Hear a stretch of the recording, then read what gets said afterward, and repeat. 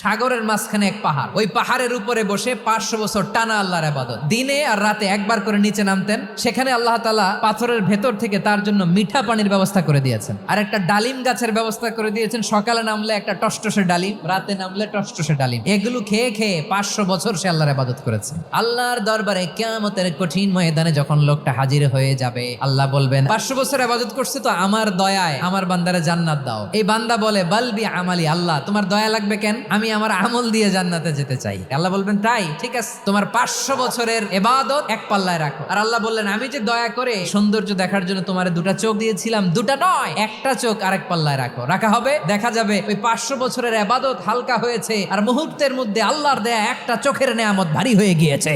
ফলাফল দেখো, হিসাব বলে তুমি এখন জাহান্নামে যাবা, যাও এবার জাহান্নামে যাও। এবার লোকটা কাচুমাচু করে বলে আল্লাহ এবার আমি বুঝতে পেরেছি তোমার দয়া ছাড়া দুনিয়ায় কেউ জান্নাতে যেতে পারবে না।